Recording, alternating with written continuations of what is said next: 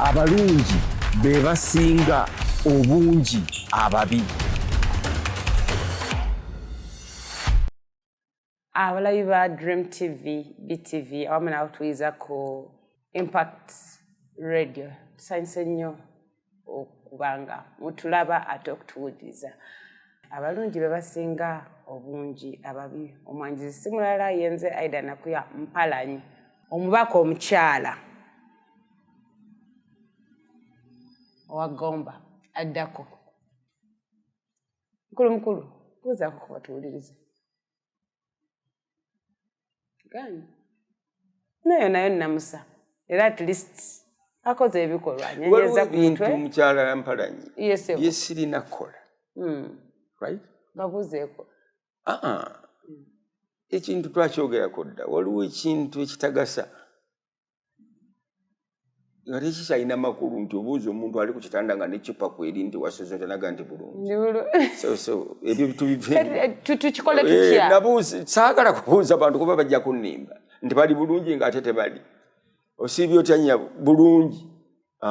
Kati ana wagamba ndi mwavu. Tasobola kuddamu bw'atyo. Abantu bano tasobola jaga ndi bulungi mpozi mweyo muli muti eyo. Olidde kakati embuuzi eyo nayo enafuya gye tuli bameka. Obuuza omuntu naga gye tuli. Olidde ate naga ndi bulungi. So waliwo ebintu ddala bye tulina okuggyawo naddala nga twagala okuwakanya abazungu. Ebyo ebintu ebyo ebyokwegumaaza ne mu kubuuza abantu. Kati mu abaana abato mu buzambo hayi kitegeeza hayi kitegeeza ki? Osanga abaana abawala abalenzi bonna beewunza hey long time not see ngene bwe banywa walagi ne shisha byonna Abaludde omulaba anti kakati hayi kitegeeza mukulu kali tugenda omwaka ogwaddala ow'ekitiibwa Moses Ali gwe yayingira mu byobufuzi by'eggwanga Uganda tegumanyikiddwa. Naye nga kigambibwa nti yayingira mu byobufuzi era n'aweereza ne mu gavumenti ya Milton Obote ng'ali ku cabinet. Moses Ali y'omu ku baakulembera pressure group eya Uganda National Rescue Front. Moses Ali yali waamini oba Obote? Obote. Abadde ku bitiibwa ebyenjawulo nga nayo twogerako aweereza nga second deputy prime minister ate ng'era member wa parliament ayina ekitundu gy'akiikirira. Yajja nga muvubuka muto ng'ayina embavu nga ne byayogera biringa ebikola. Omukulu Moses Ali ayina emyaka 86. Tutunulira omuntu omulala gwe njagala tutunuleko. Benkanana ne ani? Ano omulala alina 86 mu parliament. Tewali genda mu maaso. Simanyi president oba ayina ameka. Tutunulira omuntu gwe nsinga okwegomba era namutunuulira nnyo nga nakayingira ebyobufuzi. By then yali speaker parliament ya Uganda. Ntera muyita Aunt Becky omukyala Rebecca Alitwala Kadaga. Lawyer mukunavu ate munabyabufuzi.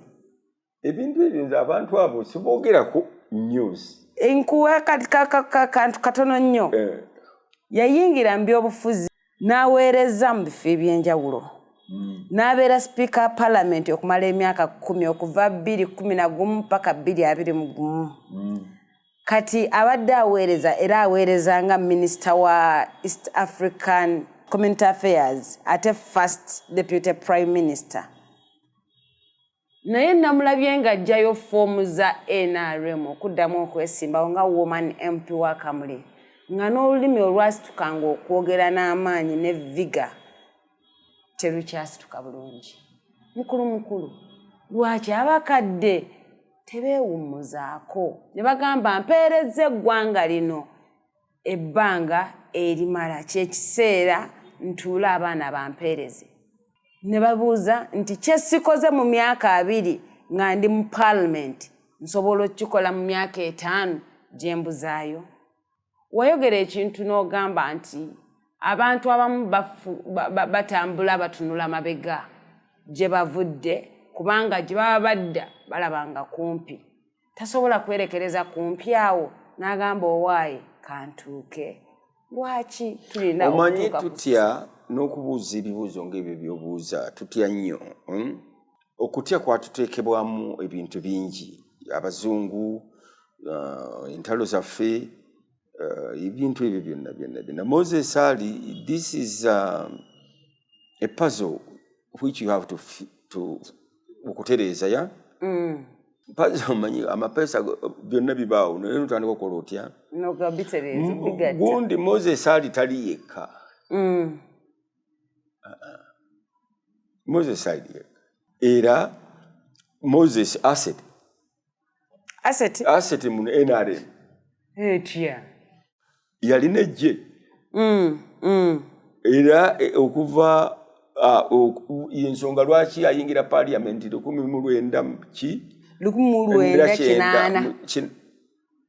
1980s wayingira parliament Rebecca Kadaga najingira mu 1989 sokolinde mu 7 yayingira na 86 kakati oli Moses ogambe already kiraga nti yalimu emyaka 6 ngali mu cabinet yobote oyo Moses Ali yalina ejjense nkugambe Moses Ali nga ne ba Museveni bwe bali abantu bangi tewali government gye batabeerangamu teri Museveni talina government gye atabeerangamu exactly mpozi yamuteesa awulidde olina ekintu kyoyogedde ku government ya Muteesa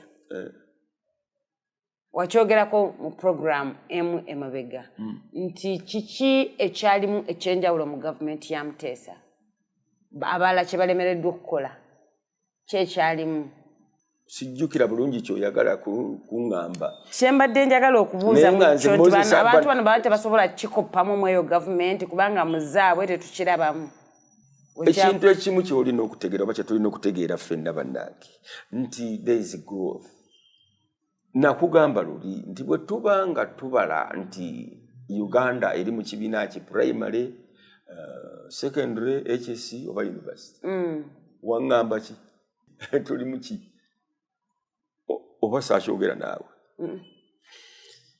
nkugamba bwe nti omanyi structure y'essomero lyaffe nursery school primary senior secondary then HSC tertiary ne university ng'eggwanga tuli mu kibiina ki if university is the promised land ng'eggwanga tuli mu nursery mu byobufuzi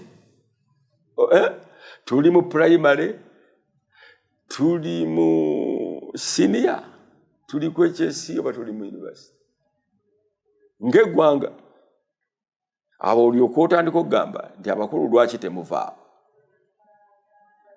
kubanga lwaki tulina okumanya n'okukkiriza wawe tuli okay oluvannyuma lw'okumanya gye twava what characterizes ezo levels characteristics eziri mu levels ezo mu nasale mulimu ki politically mubamu ki bakugamba nti kakati America omwana batasobola kuwandiika yes kakati America erina abantu erina emyaka 205 kubanga balumbayo okitegeera ffe tuli ku ki nti ne batuleetere education ne batuleetera abazungu growth kitegeeza nti omuntu avudde ku kuweebwa omuti gwa sabbuuni okulonda n'alonda idea that's growth kitegedde naye kitwala ebbanga ddene ku lwange nandirowooza nti Uganda nga bwe tuli olwaleero bwe kiba mu structure ya ssomero tuli mu senior secondary school any of those either oba 1 2 3 or 4 lwaki kubanga bano betukoppa abajapani abachina bagamba babaddewo emyaka 15 bagamba America emyaka 15 tebasubirayo emirala 15 America otwagazaaki mukulindako nyina kyenjagala olunyonyolemu kubanga kyembadde njagala okugamba at the end of the day nti abantu abakulu bebafe abato bebaki bebano therefore this integration okusobola bano abantu abakulu to pass over to the young right naye nga bwe gambye nti Moses ali yalina amagye UP whatever Uganda National kakati okubeera kwa Moses mu front parliament is a military strategy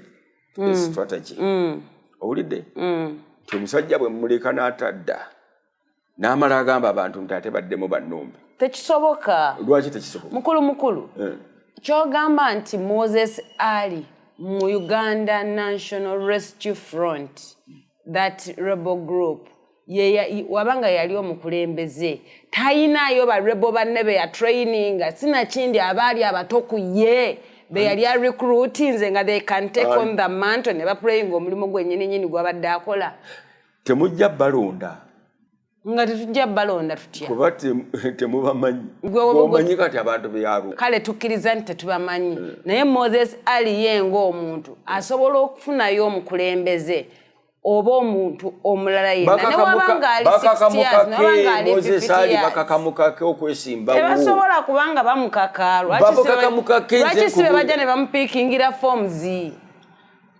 That's the order olina okugendayo ddala okupiikinga forms. Nedda sebo kati yatuuse ne level teyeesigana bazituma kyogamba omuntu yenna asobola okupiikingirayo forms era nazidroping gwe bwe weesimbawo okunona empapula kiki nze bwe neesimbawo kati kankuwa ekyokulabirako nga we najjayo empapula as a expression of interest forms okwesimbawo ku tiketi ya National Unity Platform empapula nabadde nzifuna mu ngeri nnyingi nabadde nsobola ozikola ki ozijja online nga sigenze na ku kitebe era kyekimu nsuubira kisobola okukola ne NRM. Ekyokubiri nsobola n'okubeera wano nga nyina program nga ngambye ndi bize empapula ezo nenziwa omuntu omulala ne mugamba zindropingireyo kati onenyaki Moses ali atuse ku level nga takyasobola nakwesiga be badde azituma nti mugende muzindeetera olwo kati omunenya lwaki awumule no emyaka 86 aba akyatugamba ki mukulu. It is not Moses Ali. It is Moses Ali now as a person. No. It is now NRM as a party. Have we reached that level? Nedda. Oli omusajja tagenda mu parliament yekka. Aliko abamugamba genda. Abagambe no. Abagambe nti bannange nange embeera gye ndimu munda bense empomedde kati ntambula nkombe. Gwe ekyo ky'oyagala. Naye omuvubuka wuuno oba kale omukyala wuuno gwe neesize mu mumpagirire. Ekyo kigambe ne Museveni. Era naye gwe nzirako nti ki nti emyaka gyaliko tewakyali kyagamba ggwanga Uganda. Kyekugamba bw'ogamba nti waliwo omutabani agenda okuteekinga obuba Moses Ali biki owulidde eggwanga we liri Moses ali mu parliament si lwakuba ayagala. Should we assume kikyatalina buluvu nze ndowooza buluvu nedda politics ndoza omutwalo omulabira ku surface naye ffe tulina okugenda mu underline meanings kubanga ne weebanga nga waliwo Moses Ali kyagatta ku kibiina kino ekya NRM oba kyagatta ku ggwanga Uganda of which now simanyi oba parliament eyo ready gye tuddamu simanyi oba Moses Ali General Moses Ali kamwe ebitibwa byonna omubaka akyalina kyagenda ogigattako ani Honorable General Moses Ali. Yes. Simanyi oba parliament eno gye tuddamu alina kyagenda ogigattako. Tudde twebuuze omugaso gwa member parliament gwe guliwa. omanyi nti waliwo abantu abamu nga constitution tekukiriza na kwesimbawo nga Moses Ali alabika alimu eyo category takyagatta bulungi. Simanyi lwaki onjogeza n'ebintu bino. Mba njagala no bino ebintu si gwe abyogerako naye tulina okubyogerako okubaako kye tukubira ekifaananyi abantu baffe ekituufu si nga ffe kye twagala naye ekituufu abantu bonna abatuwuliriza wano tube ba mazima. Omanyi kye bayita Book of Records. Jazagala ogendamu. Omanyi otya oba kyekyo agende mu Guinness whatever nga ya member of parliament yasinze okuba omukadde mu nsi yonna.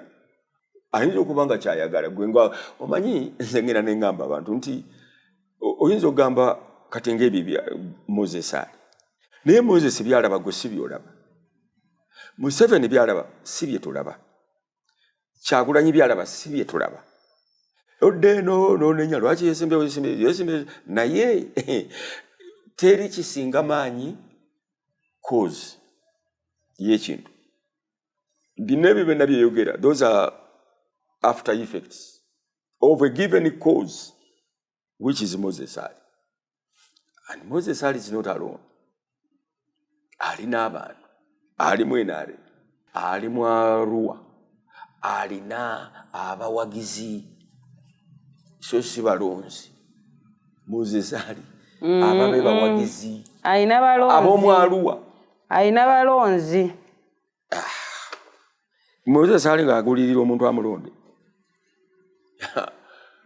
Moses Ali eri uwe bamuwagira blindly tabuuza kiringa wano kabaka abaganda ffe totubulira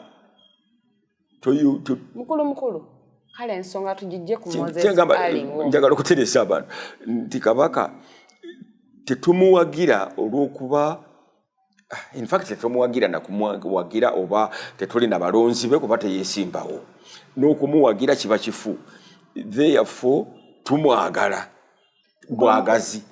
Mukulu General Moses Ali abadde kyakulabirako ne Right Honorable Ali Twala kyakulabirako eky'abantu betulabanga abakulu nnyo okubanga bakyabwereza mu parliament ya gwanga Uganda. Tukomewo ku the wider picture of the country and the entire region of East Africa and the entire Africa. Lwaki omala obudde bwo mukulu nga bakugamba bugende bulyambwa eri wawa akavuyo ketulina okulya kubanga ketulimo omanyi osalangawo n'omanyi ekintu ky'osobola okukyusa oba tekyotasobola. Tuli mu kavuyo ako oli omusajja akomyewo bakadaga bakyalimu gwe ngeri olowooza nti abantu abo bali bokka benoonyeza byabwe bokka. There are strategies, political strategies, military strategies, social strategies. Olide kakati oli omukulu ye president ya byonna ebyo abiraba ate abirabira mu ngeri ndala abirabanga president tabirabanga Museveni kyabirabira mu ngeri kimukulu abirabira mu angochi anti kakati nti olwalero waakwata n'agamba no NRM tubeeko ne policy nga bwe twatandika nga tulina term limits however nti baazijjawo nti olwalero ngamba we tubeera ne age limits yadde ng'era baagijjawo olwalero ngamba omanyi President Museveni waliwo emyaka gye yayogera nti omuntu gy'abanga gy'akomako okubanga akyasobola okutegeera. Mukyala Mpala ebintu byongamba byonna mbimanyi. Omukulembeze at 80 aba akyaderivaringa ki? Kakati jjajjaawo ku myaka 8 ottamutte. Jjajja simutta naye jjajja muteeka mu mbeera nga muweereza. Jjajja wange we nali nga nkula nakufuna omukisa okukula naye yankwatanga nampeeka ku mugongo n'agenda n'anoonya embidde ze n'agenda n'anoonya enku n'agenda mu nnimiro nange ku mugongo. Bwe nakula ne mba nga ategeera ne ntandika okuweereza jjajja wange era n'atandika okuntuma mpeereza kino mpeereza kiri. Kyabadde nno kyangu. Anti nkunyonnyola kati jjajja time yatuuka nga takyasobola kweyamba nga nze amuyamba. Olwalero Moses Okay, olwaliro tulina abakulembeze nga bo bali ku level ya kuyambibwa. Kikuluma Moses ali kuba nti mukadde ali si yekka kinnuma n'okunnuma okulaba ng'ow'ekitiibwa Amelia Kyambadde akomawo mu by'obufuzi. Egyo emyaka tuba gyeyagayiramu nga tugamba mami Amelia kati kaŋŋende mwebuuzeeko ku kino. Kankubuulire abavubuka mulowooza bwe mutyo kanneebalire mu bavubuka tulowooza bwe tutyo. Moses ali tali yekka, Kadaga tali yekka, Kyambadde tali yekka. Omanyi emyaka mukyala Kyambadde gye yakolera Museveni? Sigimanyi naye nga mingi. Yamukolera nga okuva nga yakayingira wa. Which we appreciate. Mukyala naffe yagitukolera twasiima. Si wa NRM. Wa NRM. Yes. Kakati mwe mwalonda omulala oba yani. Hildeman. Aha. Naye alabika mbu talina kyeyakola kyeyakole. Kasita abaana abato banaatandika okunyoma abantu abakulu eri eggwangafu. Tetunyooma. Munyooma. Okunyoma kuli bwe kuti. Omusajja Moses ali. Nze nkubuulidde. Ali eyo is a military strategy mu ngeri zaabwe. N'ekirala obukulu bwe tebumatalinga anymore kubanga constitution mwagikyusa. NRM bagikyusa. Tewali egiki. Kirungi nnyo oyogedde ekituufu nti NRM bagikyusa. Waliwo egirimiti ku member wa parliament? Tekuli. Waliwo egirimiti ku bisanja by'omu member wa parliament? Tekuli naye ak'obuntu ako kaalagawa. Ak'obuntu ako akagamba nti naye bannange nze omusajja atakyasobola kuyimirira bandabe ngenda gamba ntya oye. Ako kabuntu kali mu kkanisa kati. N'ebyobufuzi mulimu abakayina. Nze geteri president wano yaleeta manifesto bakiki ng'ekwata ku bantu. Oba ku growth y'abantu baabwe. Ekwata ku development. Kyova olaba nti awa human resource. Okutuusa nga tumaze okubeera 90% ng'abantu tukola, tuproducinga, basomye na biki byonna waliwo ebintu ebirina okutuukira awo. Jjukira nagamba nti knowledge is to know what to do, but wisdom is know when to do it. Okitegeera. Kati ebyo byonna byeyogera tubyetaaga. Abakadde obutaddamu byonna. Naye olaba olugendo olwo kukyusa constitution kukola buli kintu tutuuke ku ekyo kyetukola kyetwagala. Naye kiki kyetukola ddi? Twagala kukyusa gavumenti. Tugikyusa ddi leero oba nkya? Kwegamba nze simanyi lwaki nzikiririza nti omuntu akula okuva ku kulya kabalagala n'amandaazi owulidde nga gamuwoomera okufa obufi omwana omuto. Kati nze ne bompa erindaazi ndirya just naye luli ng'oli muto my dear oliddukira misinde erindaazi obundaazi nga tuli bato. Naye tewali yatugamba nti amulekeraawo okulya amandaazi. Okula bukuzi n'olaba ng'ogenda ebimu obisuula. Tobisuula na bisuula oluusi byesuula na byokka kubanga okola ki? Kati ye abantu bano bakula tebalaba nga aliwo ebiina okugwa. Anti eggwanga lyennyini lirikola ki? Likula. Naye kati nga bwe tugambye omwana oyo nti akula n'alekeraawo okulya kabalagala. N'alekeraawo omutwala nga delicacy. N'agenda ate kusidako. Kati ffe tuli ku saaki. Ekintu ekyo kikyatulemye kutegeera nga bannayuganda. Where are we in the history of the world today? Nze ndaba tudda mu history wa Uganda ow'emabega tetunnayingira na mu history wansi. Anti waliwo olugero olugamba mbu history repeats itself. Ate omulala n'akikyusa nti it doesn't. People be bakyusa history. It's the people who repeat history. Yes, that's right.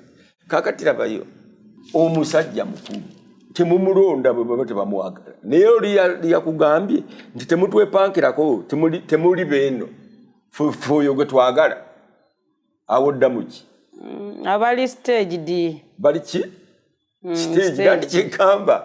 Emabega waliyo omuvujjirizi avujjirira buli kimu. Era Moses ali agamba nti mumpe ekyenaba w'abantu. ng'ekisawo bakikola ki bakimuwa emirundi omulala bano basapota emirundi emirala Museveni ayinza okuba nga alaba nti Moses Sali singa taba mu parliament ate tuyinza okufuna insecurity kakati ye president akiraba fate tupate tukiraba ngamba nti design option ayinza okuba nga ye alaba nti oyo omusajja bw'agende insecurity ejja kubeera wano kati naamulekayo negwe omuntu owa bulijjo ate ekyo tosobola kiraba naye oli akirabira eri mukulu olowooza ekintu kino kye baliko si gwe mululu ne bwe guba mululu ne bwe kiba kiki neri exaggerated sense of self importance nti nyina kubeera nze omululu teguvangawo okuva ensi lwe yatandika ekyaliisa Adamu ne Eva ekibala mululu omululu tegugenda kuva mu nsi naye how do we contain it tulina okuyiga okubeera n'abantu abalina omuki tuba containinga tubafuga tutya oyinza okuzaala omwana ng'alina omululu mukulu tusibule abatuulizi ate ku programu yaffe eddako tugenda tandika nti biki bye tuyinza okukola okukoma oba okukendeeza ku mululu ogwolesebwa mu byobufuzi bw'eggwanga Uganda abalabi baffe abalungi aba Dream TV BTV ate n'abawuza ba Impact Radio mwebale temujjangu